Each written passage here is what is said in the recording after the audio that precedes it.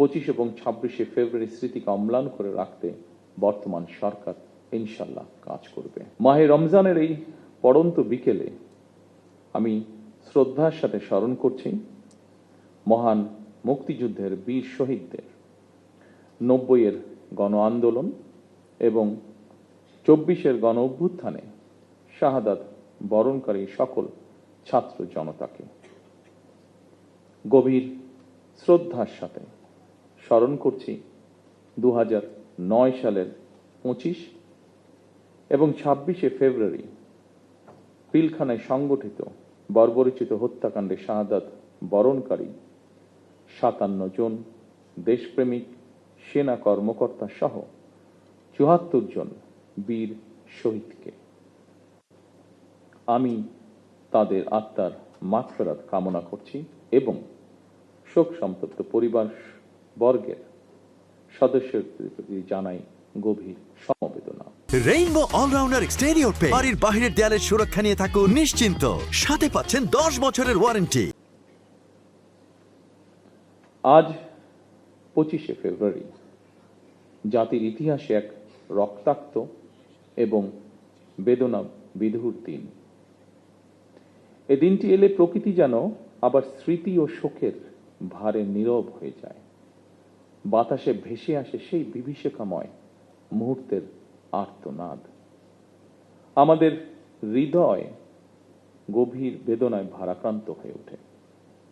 2009 সালের 25 এবং 26শে ফেব্রুয়ারি নির্মম ঘটনা আমাদের জাতীয় জীবনে এক গভীর ক্ষত সৃষ্টি করেছে, যার বেদনা সময় পেরিয়ে আজও বহমান। দীর্ঘ 17 বছর পরে শহীদদের স্মৃতি বিজড়িত এই প্রাঙ্গণে আজ আমার কণ্ঠ কিছুটা স্বাভাবিকভাবে ভারী হয়ে উঠছে। আমি কেবল একজন জনপ্রতিনিধি হিসাবে নয়, একজন সেনা পরিবারের সদস্য হিসাবে, একজন সহযোদ্ধার সন্তানের মতন আপনাদের সামনে, আপনাদের সাথে আজকে উপস্থিত হয়েছে। 2009 সালে সেই বিভীষিকাময় ঘটনায় 57 জন মেধাবী ও দেশপ্রেমিক সেনা কর্মকর্তা সহ মোট 74টি প্রাণ ঝরে গিয়েছিল।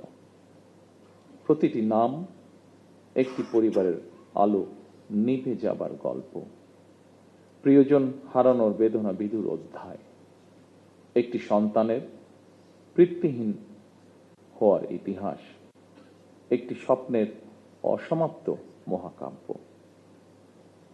আমি দেশে প্রত্যাবর্তনের পরপরই বনানী সামরিক কবরস্থানে গিয়ে শহীদ সেনা কর্মকর্তাদের কবরের পাশে দাঁড়িয়ে উপলব্ধি করেছি গত 17 বছরে আপনাদের দুর্বিষহ সংগ্রাম, অপরিসীম ত্যাগ আর দাঁড়ে দাঁড়ে ঘুরে বিচার না পাওয়ার নিদারুণ যন্ত্রণা।